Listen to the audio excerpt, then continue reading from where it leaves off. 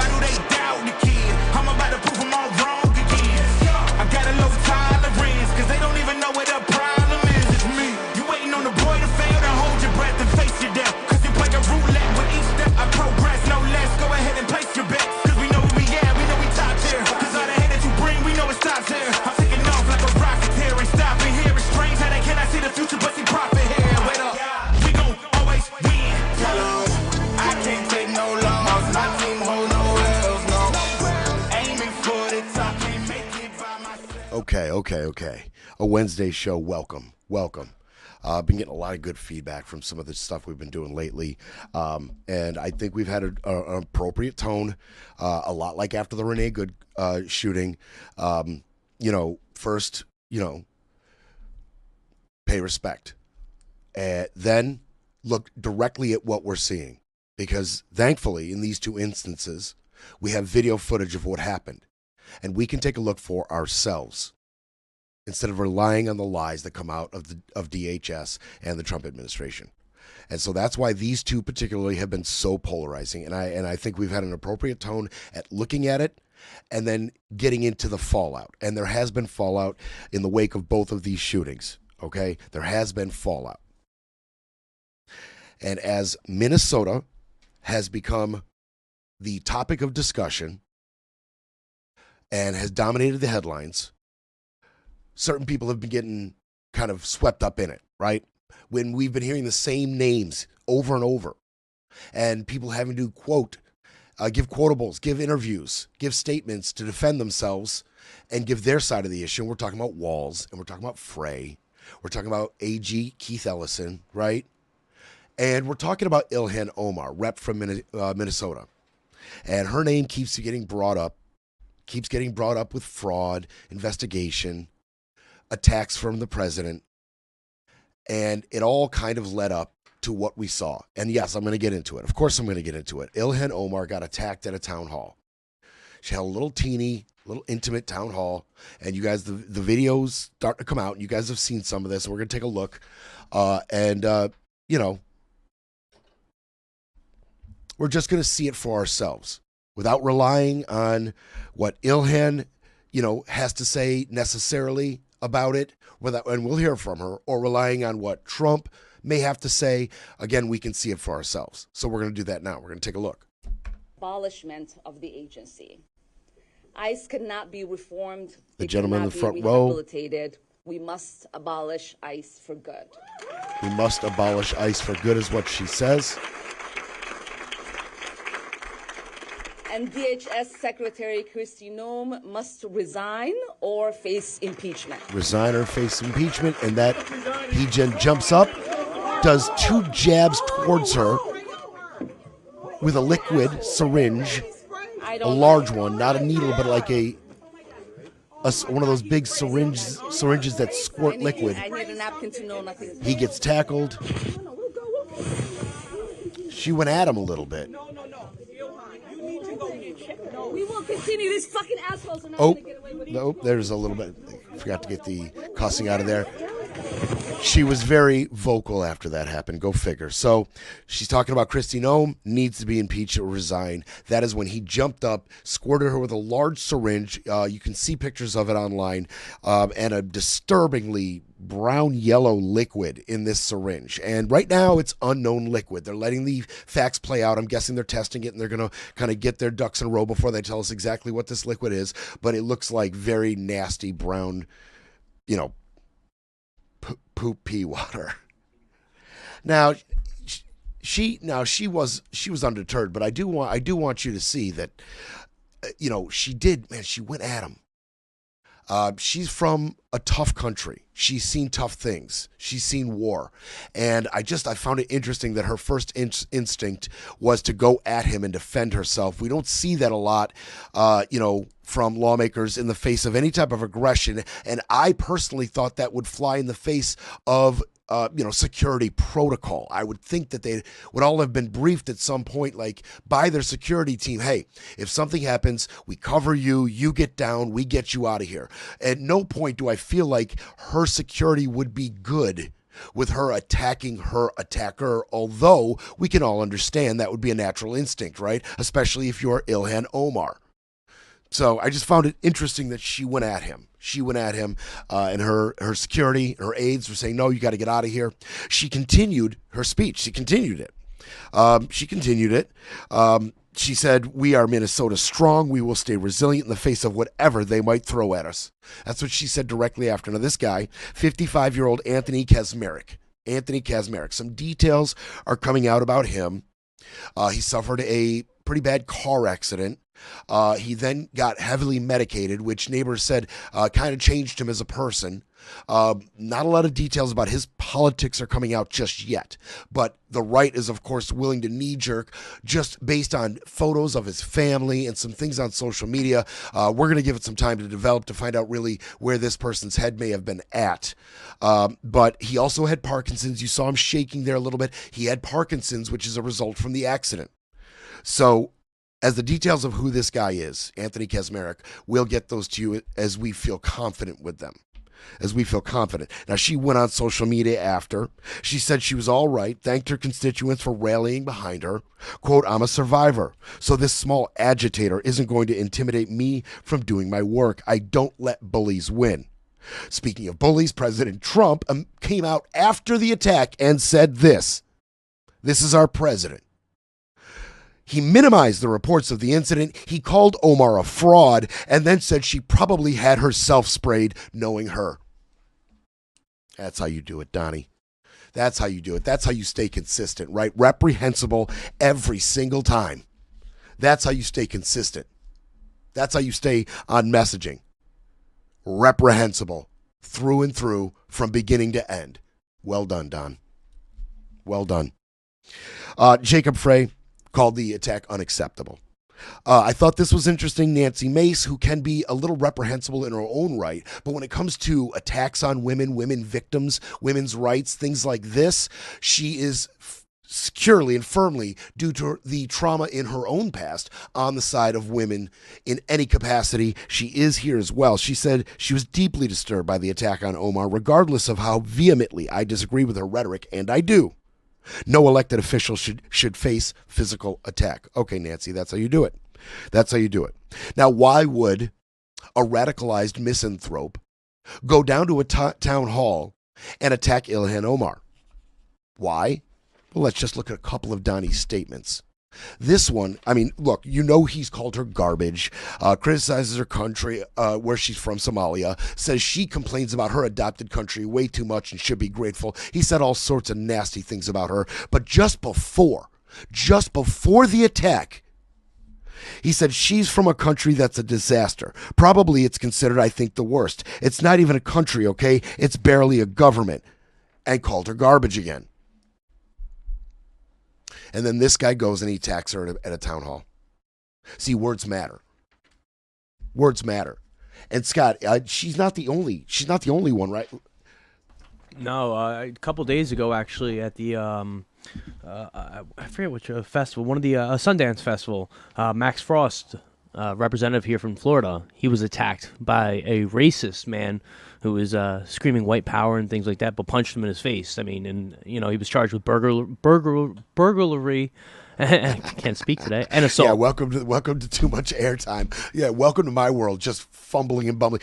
Yeah, it was burglary and and assault and a misdemeanor and assault, and he was held in jail. And the judge ordered Young, the man's name.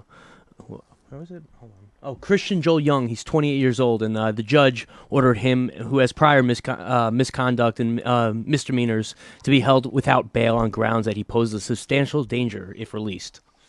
So there you go. That's a fun little story. We love our minority representatives getting punched in the face by white supremacists. That's a fun little ditty.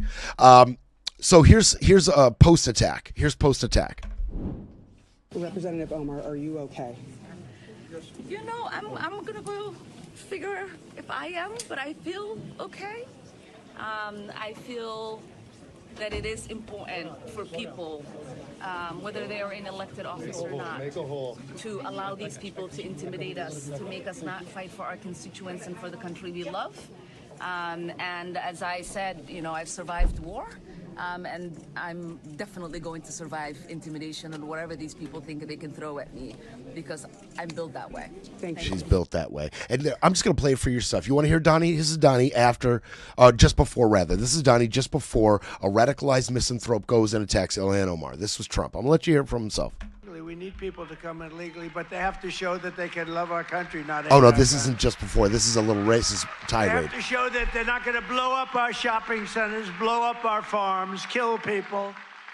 They're coming in legally, but they cannot come in unless they come in legally into our country, and we're letting some great people come in. They have to show that they can love our country. They have to be proud. Not like Ilhan Omar. Did you see that wise guy? She's always talking about the Constitution provides me with the following. The Constitution, she comes from a country that's a disaster. It's considered, I think, it's not even a country, okay? It barely has a government. I don't think it does. They're good at one thing, pirates. But they don't do that anymore. You know why? Because they get the same treatment from us as the drug dealers get. Boom, boom, boom. That's how you do it. That's how you do it. All in one speech, Donnie. You attack your political opponents. You lean on racist tropes, right? Then you shift gears into violence. That's how the leader of the free world gets down. Well done, Don. Well done. You just can't wait to gather the kiddies around the TV to hear our president speak these days, right? You don't know what you're going to get. Racism, violence, middle fingers, cuss words. You don't know what. So I'm going to lean personally into this next segment by leaving you with this, by leading into it with this quote from Don. The DOJ and Congress are looking at Congresswoman Ilhan Omar, who left Somalia with nothing and is now reportedly worth more than $44 million. Time will tell. Okay, Don. She gets attacked. You want to say these things? Let's get into it. Let's get into people's cash. Let's do it. It's time for a quick break, then we break some more. You're listening to Brett Breaks Things.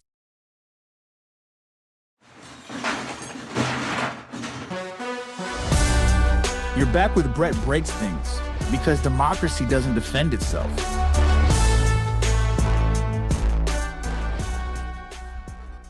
Okay. All right. You want to get into people's cash. You want to get into people's cash. That's fine. Let's do it. First, we'll start with Ilhan Omar. Trump's talking about we're going to investigate. There's going to be an investigation in Congress. DOJ and Congress are investigating her $44 million. And it's not clear whether Don's talking about a new, fresh investigation out of his DOJ or the investigation that was started in 2024 under the Biden administration. That's right. Biden was already investigating. His DOJ was investigating Ilhan Omar. They were specifically investigating her finances, campaign spending, and interactions with a specific foreign citizen. Okay. So, does Donnie not have his facts straight? Is he referring to a previous investigation? Because if he's referring to a previous investigation by Biden, that one was closed down pretty damn quick because of lack of evidence. Period. It went nowhere. They couldn't charge her with anything, and they let it go. So was Donnie talking about that? Or was Donnie talking about a new investigation, which has not happened yet? There is no investigation into Ilhan Omar right now. There isn't one. Now, in recent weeks, House Republicans have threatened to open investigations into her. They're trying to tie her into the Minnesota fraud. They're not even threatening investigations into her personal $44 million. They're threatening investigations trying to tie her into the Minnesota fraud of the Somali businesses, the daycares that are saying they're spending money but pocketing it, which they found some of the ringleaders already, and they don't look like Somalians. They look like they're white. Oh, it's a white woman, right? I think it was a middle-aged white woman was one picture released. So, all right. So their investigation there isn't going great. Let's put it that way. But, there is no investigation. So whichever way Trump is talking about there, he's full of crap. He's either talking about the closed one due to lack of evidence or an imaginary one. One that has not been opened yet by anybody. Not yet. James Comer has threatened to subpoena Ilhan and her husband. Her husband is Tim Minette. He runs and started Rose Lake Capital. And they have made some money over the last year. No doubt about it. So let's talk about it. Now, there's been no evidence linking Omar to the Minnesota fraud scandal. That's just talking points, garbage, throw stuff at the wall, see what sticks. As far as her personal finances, I'd love to sit here and just quickly blurb, it's all crap, here's why, moving on. Unfortunately, there may be some there. There may be. Now, according to her disclosures covering 2024, Tim Minette's venture capital firm Rose Lake was valued at, by her, $5 to $25 million. Now, that's a broad range because that's all they have to provide is a range as to protect, their exact holdings. That's law. That's congressional law. They go by ranges. So Rose Lake Capital, 5 to 25. They also have stake in a winery, Est Crew LLC, and they put that one between 1 and 5. Her personal holdings, in her bank account is somewhere between negative $40,000 and $115,000, based on her federal government pension and things like that. That's her personal holdings. Okay, those are the numbers. What could she have done or not done here? Is there any there? Okay, there may be. One of the rules under the House Ethics Committee's financial disclosure guidance is that they are not supposed to give the total value of the company that they have stake in. They're supposed to give the total value of their stake in that company. Well, it looks like, and by their own numbers given, and what she says, it seems she kind of skipped that part about the value of her stake. Now, she argues, look, you can go see. Our stake is 1/3 in Rose Lake. So just go look at what I gave you, and you can go 1/3 of that, and you know what I'm worth. But that's not what the rules say. She should have put whatever the stake's worth is. She didn't do that, and she admitted it. Here's a very critical quote out of Ilhan Omar. The value range listed for the assets reflects the full cost assessment of the businesses, in which my husband and one of several partners, and does not reflect his individual share. Well, I'm sorry, Ilhan. The Ethics Committee's guidelines tell you were supposed to disclose your personal share. And so by your own admission, that is not what you did. Also, and then we're going to move on. I'm just being honest with you. Omar's financial disclosure lists Rose Lake Capital as being located in Washington, D.C., but its business license has been revoked there. And according to city records, the business is actually formed in Delaware, where their registration was canceled due to failing to pay taxes. And it's only like $1,770 worth of taxes, which is really strange for a multi-million-dollar company. Rose Lake Capital responded to this. They said the lapsed DC registration was likely an administrative issue and said the firm had not received notices about those pesky unpaid taxes. So will there be an investigation? Maybe, and that's reporting out of Forbes. Okay, that's not some like left or right wing, specifically what you may be thinking, maybe a right wing hit piece, right? Out of a right wing leaning source. That's Forbes. They deal with money, and this is their reporting. Who will run with that reporting? Who will raise questions? That all remains to be seen. But since we're talking about people's money, you want to do this, Don? Okay, we talked about Ilhan. Why don't we talk about Senator Katie Britt? And we're talking about the Stock Act and these people violating it. Katie Britt, who's a Republican from Alabama, she was more than a half a year past the 45-day federal deadline for disclosing stock trades for 16 of her husband's stocks. 6 more were several weeks past, but 16 of them were about a half a year past the disclosure period. Now, we're just getting warmed up here. We're just getting warmed up. Hers were, these trades were worth between $22,000 and $330,000. Her husband, Wesley Britt, he's a former football player. They were made on his behalf. He was a lineman. It's pretty good, actually. Now, here's the thing. Why are they waiting? Why are they waiting to disclose these things? Why are they making so much damn money? Well, the trades that they made, that $22,000 to $330,000, we're talking about Amazon, Google, Apple. Anything going on in the government right now with those companies? Since AI czar David Sachs took over and pledged billions of dollars in the U.S. government support in data centers and expanding our AI technology sector? You think she might have a little bit of knowledge about how that's going and the money being spent, how much is being given to these companies as they help build our new ballroom? What about NVIDIA? Oh yeah, they dealt in NVIDIA too.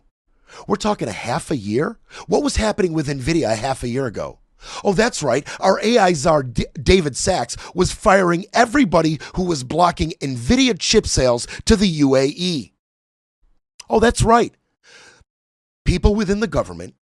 You think you think Katie Britt didn't know how this was playing out? People within the government saw this play out clearly. David Sachs comes in, fires all of the China hawks. All the people who said you can't sell these chips to the UAE, they'll give them to China. We can't do it. They all got fired. We sold the chips to the NVIDIA advanced AI chips to the UAE. NVIDIA makes all that money. You think Katie Britt might have caught wind of some of that a half a year ago? Are you kidding me? Now, Britt's Senate office blamed their stockbroker for the mistake. They blamed their stockbroker for violating the Stock Act, which is pathetic. Quote, these individual equity trades were in Mr. Britt's broker-managed retirement account and made without his knowledge or his consent. Boy, that retirement management company that they're blaming, boy, they are really plugged into what's happening in Capitol Hill. Good Lord, are they good? Amazon, Google, Apple, NVIDIA, ExxonMobil. They're pretty good, huh? Quote, the disclosure was filed as soon as Mr. Britt became aware of the trades this month. Additional guardrails have been implemented to prevent this from happening moving forward. I don't buy it. You're telling me, one, these are savant level brokerage firm who sees all of these movements happening in Washington and making these trades accordingly, making you rich, one. And two, they just completely dropped the ball and didn't tell you about any of these trades. You weren't made available to any of this knowledge, even though all of you know the Stock Act forces you to disclose all of it within 45 days. You all know that. Your firm knows that. You know that. Your husband knows that. But so they fumbled it. They just forgot. Straight lying. She's not the only one who has violated the Stock Act recently. And remember, just keep in mind that violations of the Stock Act generally are like what happens after you violated it. Generally, you have to amend your disclosures, kind of fix whatever you did, and you pay a hefty fine. But you get to keep on keeping on. You pay a fine, slap on the wrist. How dare you? Make it right. Disclose all of them. And then we keep it moving. Mark Wayne Mullen, noted amateur pugilist. Linda Sanchez, Jim Jordan, Lisa McCain, Pat Ryan, Sherry Briggs, Donald Norcrest. There's Democrats on this list as well. Make no mistake, but we're just getting warmed up. How about Julia Letlow, a Republican out of Florida? Katie Britt, Republican. Julia Letlow, Republican. She just now disclosed over 210 stocks that she was way over the deadline of the 45 days. Way over. Okay, she didn't report them. Here's the down and dirty. You want the dirty? I'm going to bring you the down and dirty. Letlow serves on the House Appropriation Committee's Agriculture, Rural Development, Food and Drug Administration, and related agencies subcommittees. She's on them. She's on the FDA subcommittee. Okay. Well, what were the trades she made? Oh, the trades where she made between $266,000 and $3.5 million? Where did she make those trades? Oh, well, let's take a look. Multiple healthcare and pharmaceutical companies. As she sits on the FDA subcommittee. You want the down and dirty? So your mind's starting to go where mine is. Is that all they can do? What can they do? Just slap them on the wrist? Well, they can do more. They can do more. There is the Office of Congressional Conduct, okay? The Office of Congressional Conduct can issue subpoenas, sanction House members, and, which they have done in 3 cases this year, refer cases to the Ethics Committee. They're right now in the middle of 13 preliminary inquiries this year into some of these people. Can't really release names yet, right? But Miss Letlow might be one of them. Miss Britt might be one of them. Okay? So we'll see what the Ethics Committee does. We'll see if any subpoenas are issued. But you want the down and dirty? You know who might get one of those subpoenas? You know who might get one of those referrals to the Ethics Committee? Kevin Hern. Rep. Kevin Hern. This guy. You ready? The down and dirty. Kevin Hern sits on the House Ways and Means Health Subcommittee. Now, I don't have to tell a lot of my audience that the House Ways and Means Committee is one of the most powerful committees in Congress, okay? Taxes, federal spending, entitlement programs, all under House Ways and Means, okay? It is really powerful. And as far as the Health Subcommittee, which Mr. Kevin Hearns, Republican out of Oklahoma, sits on, we're talking health care for seniors, everything overseeing Medicare, health-related taxes and policy, oversight on HHS. Very powerful subcommittee. All health-related. So what did Kevin Hearns do, which he failed to disclose? Well, he sold, Kevin Hearns, between $250,000 and $500,000 worth of stocks in United Health Group. Biggest health insurer, United Health Group. He did that in December. He did that on December 23rd. When he sold his stocks, United Health Group was trading at $325 a share. Tuesday, it was down 13%, $282 per share. He must be frickin' psychic. That was a pretty savvy move, Kevin Hearns. A healthcare giant whose future is so reliant on what happens in his subcommittee. The direction of the company, whether it will make money or lose money, depending on policy that comes out of these committees that these people sit on, that Kevin Hearns sits on. And he just made a boatload. Well, didn't lose a boatload, really. Saved his ass. He must be freaking psychic. What can they do about it? Real quick. In the Senate, Ashley Moody, Kristen Gillibrand, they've introduced Restore and Trust in Congress Act. There's a version of that in the House by Chip Roy and Seth Messenger. And then also in the Senate, there's a separate, the Halting Ownership and Non-Ethical Stock Transaction Act by Holly and Gary Peters. That already made it out of, advanced out of committee in July. That's on its way. So there are things that are happening to avoid this going forward, and we got to see how that plays out. We'll be back to break it all down. You're listening to Brett Breaks Things.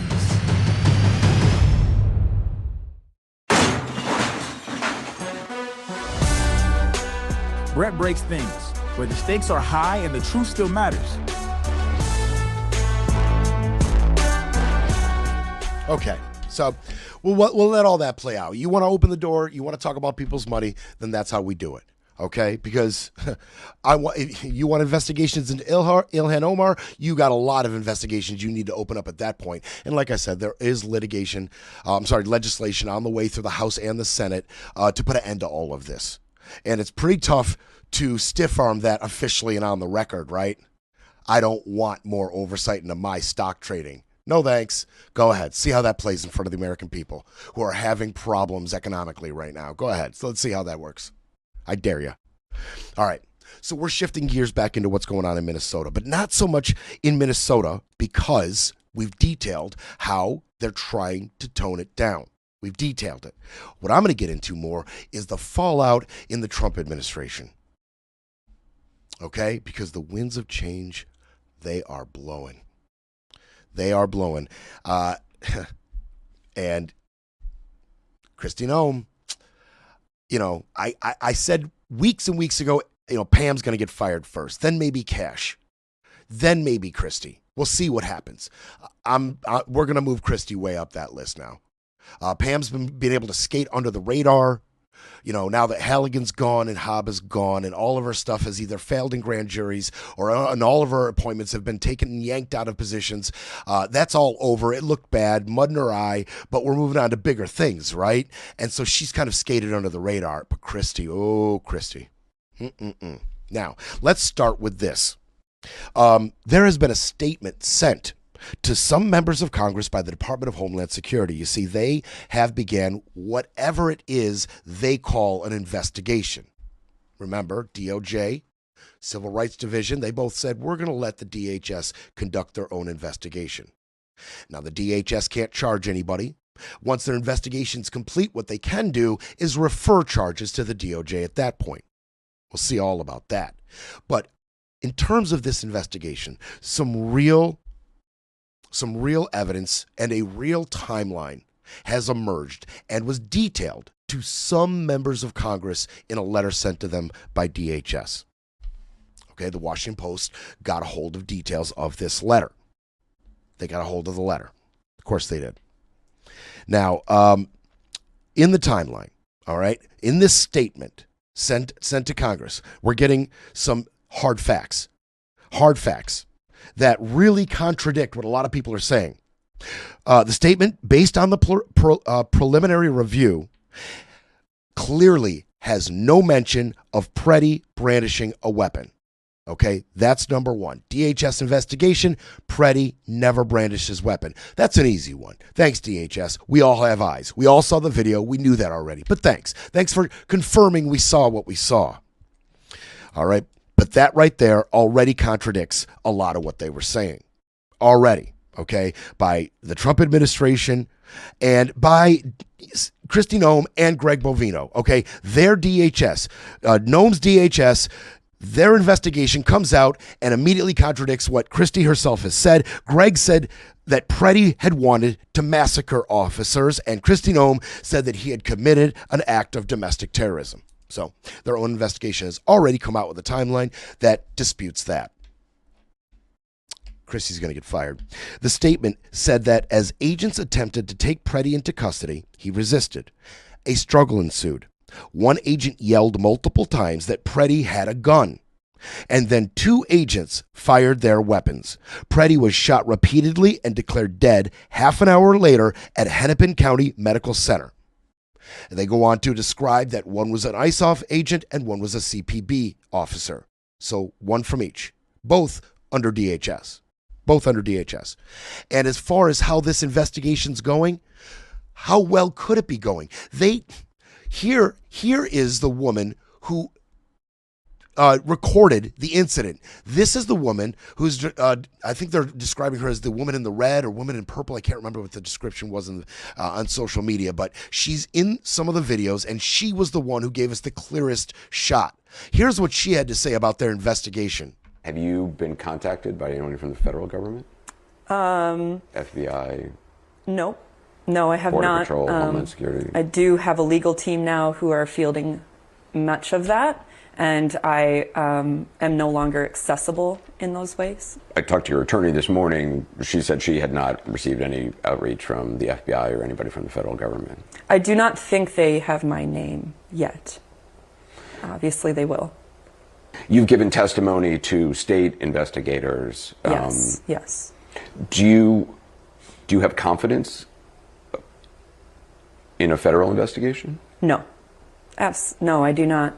I have faith in various representatives throughout our country who are trying to do the right thing and make sure that justice is served. I have faith in our local government in Minnesota. I think they are wanting to make sure to protect us and investigate it thoroughly, but they are trying to block that from happening. They wouldn't even let the investigative team come to the crime scene. I mean, their goal is to protect themselves and to spin stories. It's incredible to me, though, that 4 days after this shooting, you have not been contacted by anybody from the FBI or the federal government. Right. What does that tell you? That they're protecting themselves and they don't care about the truth of what happened. They are flailing. They are flailing to protect themselves. Everybody is. But I'm telling you right now, the winds of change, they are blowing. Now, it's funny because here comes Donald. Here comes Donald just yesterday, okay? All the blowback from Republicans, all the blowback from state and local officials, even after the phone call, and especially in the face of all the blowback from the NRA, the Minnesota Gun Owners Caucus, and all of these Second Amendment rights zealots, all the blowback, here's what Donald says. He's just not getting it. You just can't. I'm telling you, he's in cognitive decline to his own detriment. He just doesn't get it. Listen to him Tuesday. I think the whole thing is terrible.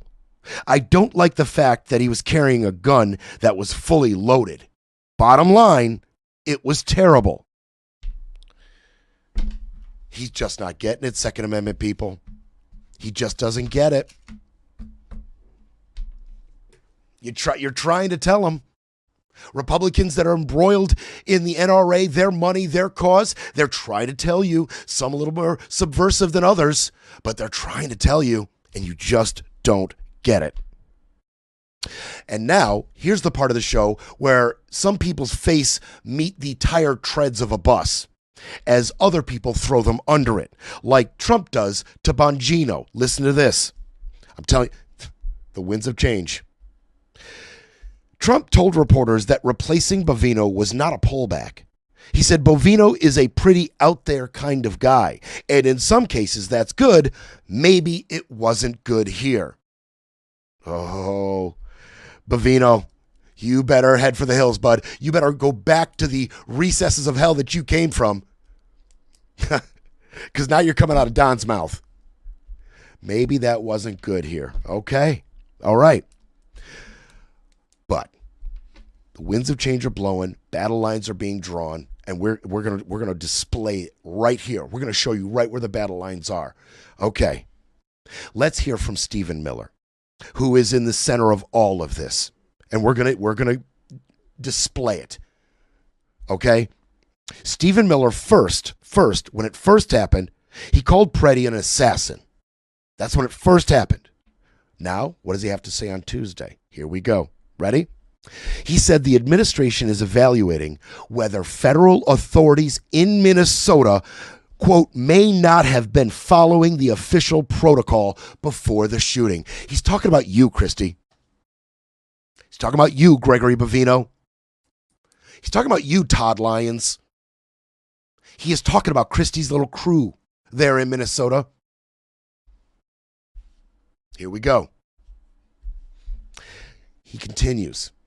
He says the White House had provided clear guidance that the extra personnel that had been sent to Minnesota for force protection should be used for conducting fugitive operations to create a physical barrier between the arrest teams and the disruptors. We are evaluating why CPB may not have been following that protocol. People are getting thrown under the bus. And Christy, the winds of change, they are blowing. You're going to get fired. Here comes Thom Tillis. He described, oh, you know what? Let's just hear from Thom Tillis. Let's just hear from Thom Tillis. Let's do this now, Scott. Let's hear from Thom Tillis. Now, Thom Tillis has been flipping and flopping depending on what issue you want to talk about. You want to talk about Maduro and the boat strikes? Tillis is all on board. But you want to talk about this ICE policy just recently? You want to talk about Kristi Noem? You want to talk about Stephen Miller? He's got another posture. Let's hear from Thom Tillis.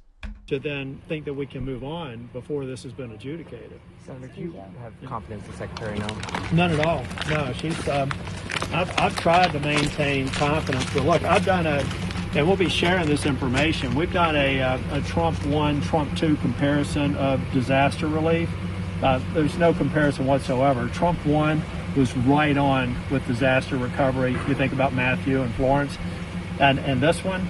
She's not even handling the other part of her job. I mean, at one point she thought FEMA should be eliminated. To give you an idea of how incompetent I think she is, she actually thought FEMA should be eliminated. And when she had a FEMA director who said he didn't think that was a good idea, she fired him within 24 hours. Now she understands that is an important part of her job. These are like amateurish assistant manager sort of thought processes going into somebody who's a secretary in a cabinet level position. It's unacceptable. Does she need to step down? Does she need to? Stephen Miller is in the same boat. This guy, after doing the stupid comments he made about Greenland getting the president in a difficult circumstance, is one of the people that came out publicly and said that this guy was a terrorist before he had even talked with anybody on the ground, and that's clearly not the case now.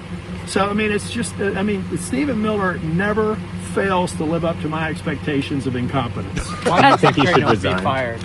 I'm going to leave that up to the president. I can tell you, if I were president, neither one of them would be in Washington right now. But do you think Noem should step down?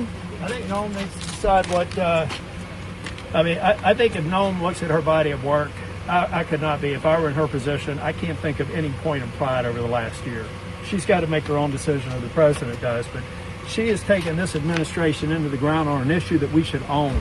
We should own the issue of border security and immigration, but they have destroyed that for Republicans. Something that got the president elected, they have destroyed it through their incompetence.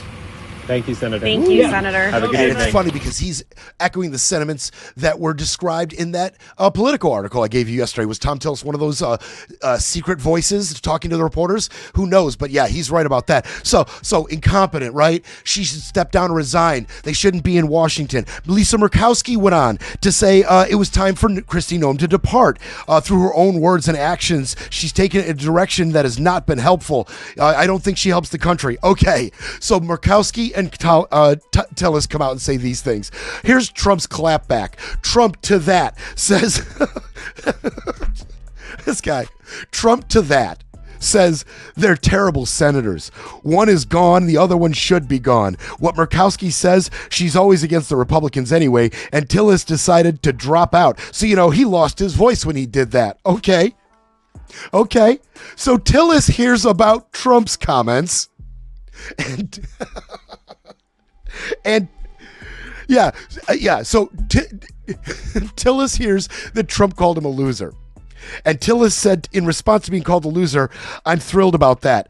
It makes me qualified to be DHS secretary or a senior advisor." Breaking politics, breaking narratives, breaking news. But first, we need a coffee break.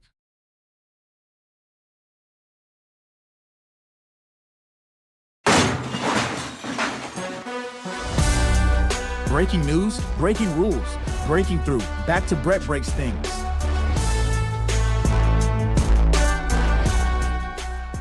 Okay.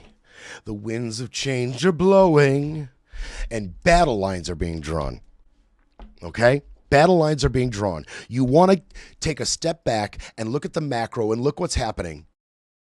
And if you want reasons, real reasons, why Holman is now being sent to Minneapolis, why they're talking about tampering it down. You want the real reasons, right? When we first heard about it, we were left guessing about a few things, but we could point to a few things. And all of it pointed to Christie's going to get fired. Bovino's style, opposite of Holman's style, it's out, right? Now you've got Miller coming out and absolutely throwing Kristi Noem under a bus. And he's doing it with the help of a White House source, a source within the administration, talked to Axios. This is real good. Thank you, Mark Caputo. Mark Caputo's been doing amazing work on this. Axios has been great. Thank you for this. So Mark's got sources within the White House, okay? And here's the thing. Miller is kind of Noam's de facto boss. He's almost everybody's de facto boss. He holds senior power and positioning within this administration. There's only a couple who rival him. Susie Wiles, Marco Rubio, okay? Kind of hard stop. He's kind of her boss, even though she technically outranks him as a cabinet secretary, okay? She technically outranks him, but he is Christie's boss. And her own rhetoric not only confirms that, it is laying the groundwork for her defense in these situations. You're going to hear her bang this drum quite a bit going forward, especially come March 3rd, when she has to sit down for a hearing. You are going to hear her bang this particular drum louder and louder and louder. Here we go. She said, everything I've done at the direction of the president and Stephen. There it is. Battle lines are being drawn. I acknowledge Stephen Miller's my boss, and everything I've done because he told me to. So how did this play out? 10:05 a.m., the shooting happens. The administration already knows they need to go in crisis mode. They are waiting for information. The officers involved, they all shut up, got lawyers really quickly, so no information was coming out of them. They all shut their mouths immediately and got representation. So CPB eventually, shortly after, furnished a ground report, gave them a ground report. And we're talking, gave it to the White House, a report of what happened. And according to White House officials, that report left everybody in the White House, everybody in the Trump administration, with the belief that Pretti had brandished a weapon. And that is why you heard Miller knee-jerk out of his mouth that he was an assassin, talking about massacre. That's why Miller said that egregiously untrue statement right after the shooting. Okay? The White House source goes on, and he said Miller heard gun, so he knew what the narrative should be. Pretti came to massacre cops. And Miller himself told Axios, after this reporting began, man, Axios did a great job. Miller himself reached out to Axios to say, any earlier comments I made were based on information sent to the White House through CBP, Kristi Noem's department. Kristi Noem. She did it. But not just her. The source goes on to say Bovino should be blamed, actually, for the misinformation about Pretti, not Stephen, adding that Bovino supplied the details about the shootings. Bovino did. Battle lines are being drawn. Now, in the face of these comments by White House officials and Stephen Miller coming out and throwing Kristi Noem under the bus, Donald Trump coming out and throwing Gregory Bovino under the bus publicly and on record, and then Bovino being removed from the area and Holman being installed, and we're already hearing less from Kristi. And now Holman's out there doing, ops, doing, public appearances with Waltz and having meetings with these people and Jacob Frey and saying they're productive. The whole narrative's starting to be shifted as Bovino and Noem take a back seat. Noem's going to get fired. And you know what's fun about being right on camera is I get to go back on camera and tell you I was right. Yesterday when I reported to you, I told you there was this meeting, this 2-hour meeting, remember? Trump had, right? And Levitt was there and Wiles was there, but Miller wasn't there. And neither was Holman. And I said, she got yelled at in this meeting. She got yelled at. That's what I said. This is not good. This is not a good sign for her. But I did say, why was Stephen not there? I said, maybe it's nothing, but maybe it's something. Well, it was definitely something because they are now They are adversaries. They are adversaries, and they are throwing each other under the bus. And Stephen was not invited to that meeting because Trump wanted to yell at Kristi Noem. And Kristi Noem, who knows what would have happened or would have transpired or what they might have said if they got in the same room together. They are now officially adversaries. Officially. One source with information of that meeting said she's a loyal person and she wanted her voice heard. And she wanted to convey her loyalty to President Trump. And she complained that she feels like she's being hung out to dry over the whole Minnesota thing. And she emphasized again at that meeting that she's been taking her orders from Miller. Okay.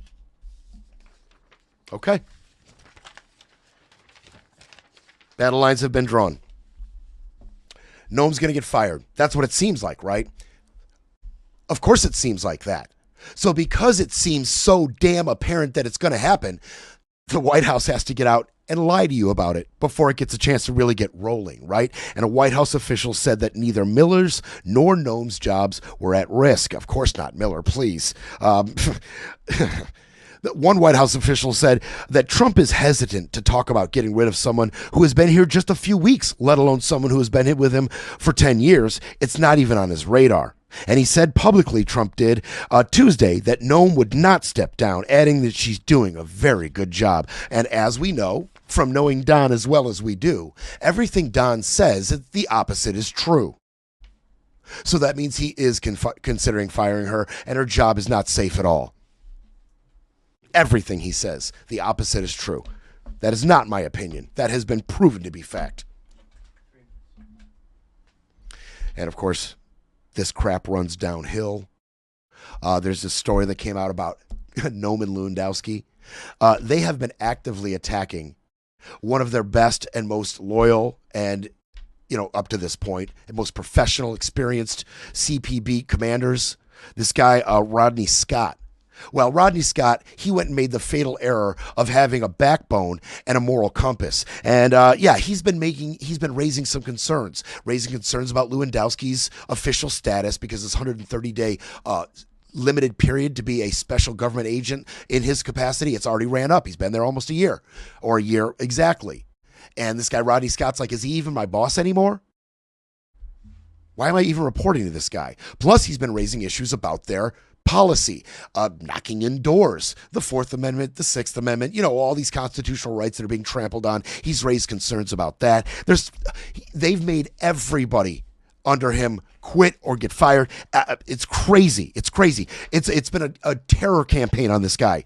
He had to fire within less than 30 minutes warning one of his senior officials within CBP, and one of his closest friends had to fire him. They gave him 30 minutes warning. He had to fire Andrea Bright, the head of their human resources. One quote about her, she was like that gal that has worked for the government human resources for so many years that all the other agencies seek her out because she's so smart. They fired her. They made him fire her. They moved. They couldn't fire this guy, but they moved him. James Kernaken.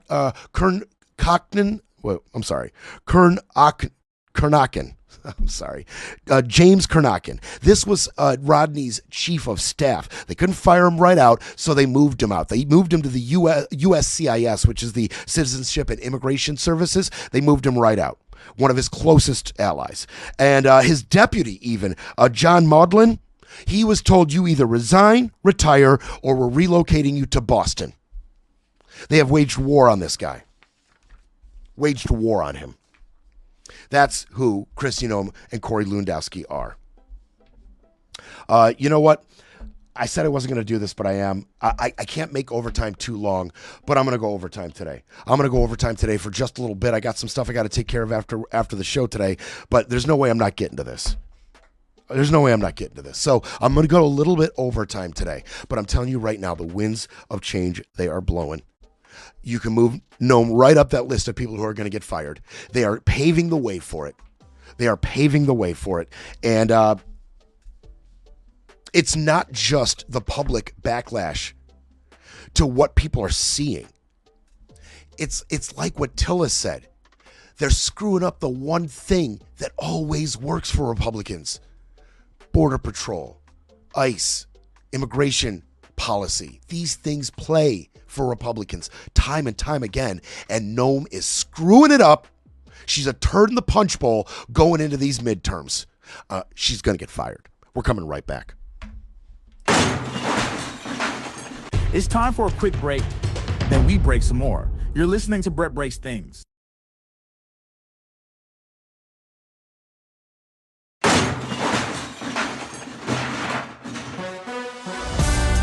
Now back to Brett Breaks Things, smashing spin, silencing the noise, and keeping it all facts. No fluff. Okay. All right. We're going to make this quick. First, I want you to hear from a Republican pollster named Whit Ayers, because we're going to talk about the polls, and we're going to talk about why this is so bad out of Kristi Noem, her handling of this, why they think it's so terrible, and what they're going to do about it. Okay? This is from a Republican pollster. The circumstances are so blatant and the situation so stunning that, of course, Republican officials are not going to buy the explanation put out before anybody actually looked at the evidence. Any responsible public official would do what these Republicans are saying you should do, which is have a free and full and transparent investigation and follow the facts before you start making judgments and coming out with stories that are obviously lies.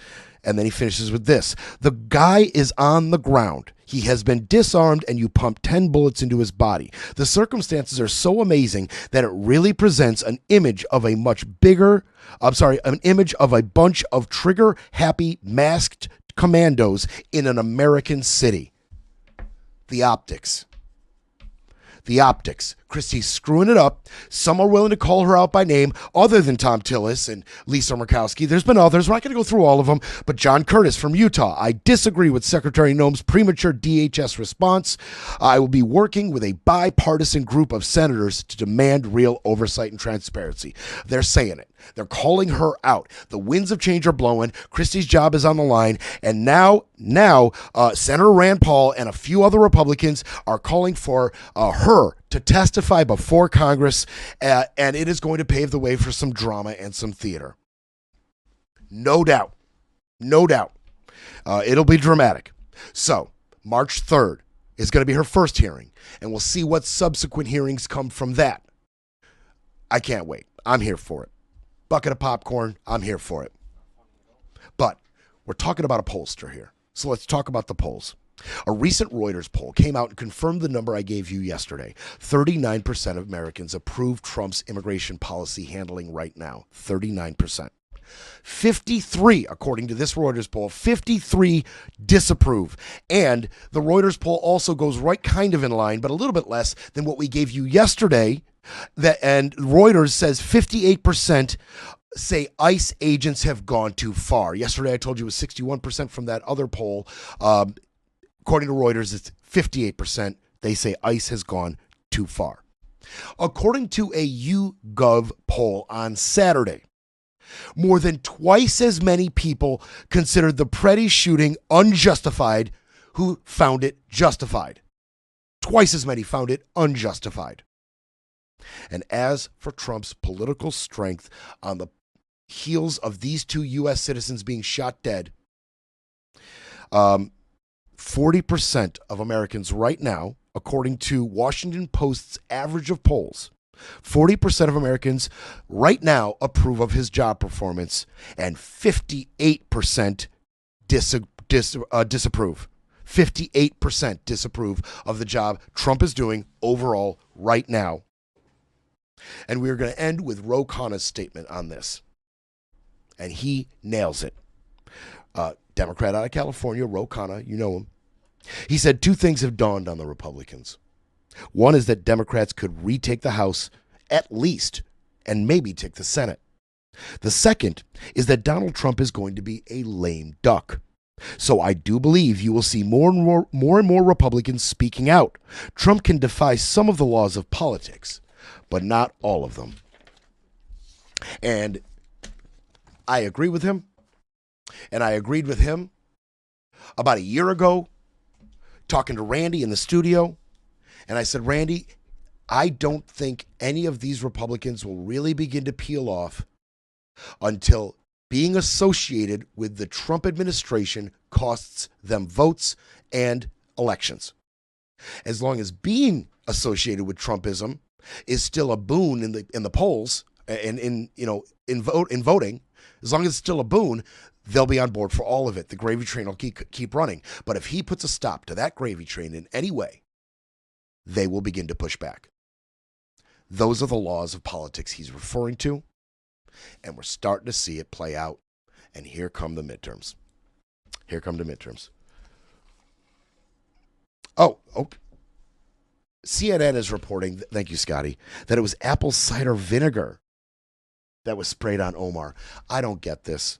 And we're going to do one more story here that I just can't wait to bring you real quick, because it's not that it's feel good, but it's interesting at least. But this Omar attacker, I just can't wrap my mind around the fact that if I were going to attack a House rep, possibly be tackled, arrested, possibly killed, shot, who knows, and definitely face charges, possibly federal charges. I'm talking my life is going to be ruined over this. I don't know. I don't think I'd make it apple cider vinegar. And Scott's but Brett, you're rational. I guess. I mean, it really speaks to what may have been going on with this dude's mental state, that he would do this to his life over a chance to spray apple cider vinegar on her. I'm having a hard time with that. Okay. All right. So a little situation played out in where was it? Maple Grove in Minnesota. Maple Grove. There was the Spring Hills Suite Marriott. The Spring Hills Suite Marriott in Maple Grove.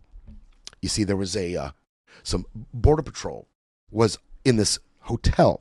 Okay. Some Border Patrol was in this hotel, the Marriott in Maple Grove, and some protesters and demonstrators caught wind of it. And they went and they demonstrated in front of the Spring Hill Suites Marriott. All right. So that's where we are. They're outside the hotel and they're protesting. And up in the window, what do we see but a bunch of CBP officers up in the window observing the scene play out. And let's take it from there.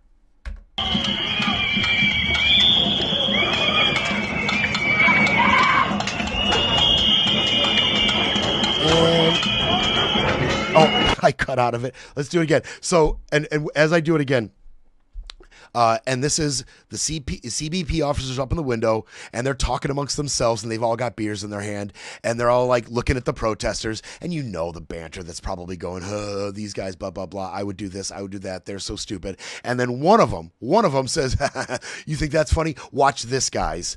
And then he flashes the crowd, moons the crowd. Let's watch it play out again, and you know how I just described it. You know that's how it played out. Long-range acoustic device. That's the next video. Here we go.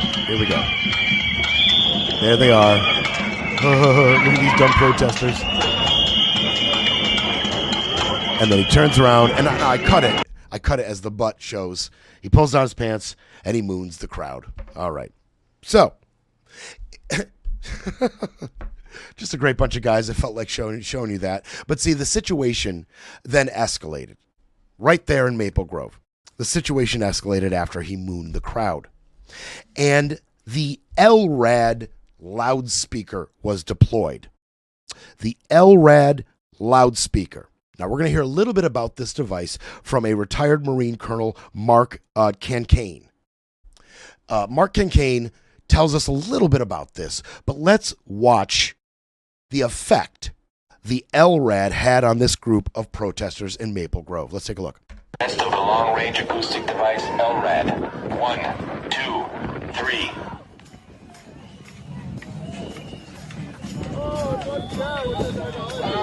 And they immediately all start backing up. Okay, now it didn't seem like much. But let me tell you about the LRAD. You saw those people start to immediately back up, right? Immediately back up. Okay. The former Marine Colonel said the LRAD is like a loudspeaker, but it focuses sound in a narrow cone, so that if you're inside the cone, it's extremely loud. Now, the Maple Grove State Patrol said they checked the volume issued dispersal notices, and did not use tones or sirens despite what has been reported on social media. Okay, that's where the question lies. They said they brought it to a volume that was appropriate to dispersal notices, to issue dispersal notices. They didn't use a stronger version, is it assumed. Is this device capable of that? Well, yes, it is. But know that this is a weapon of war. The intentions of it potentially are a weapon of war. That is what the company who makes it, that's what they made it for. And the Marine Colonel, the retired Marine Colonel, goes on to say, we used it in Iraq when I was with the Marines. We tested it on the staff. They gave us a demonstration. If you're in the cone, it sounds like the voice of God is speaking to you. It pushes you back. It's so loud. Okay, all right. Pushes you back so loud. But know that this has been used in wartime situations. Let's real quick talk about what was used. The LRAD, real quick. It's more commonly known as the sound cannon. Now, it can be. So this does track with the State Patrol's account of what happened. It can be as low as a conventional public speaker, or as high as a weapon of war, to cause pain, disorientation, and injury.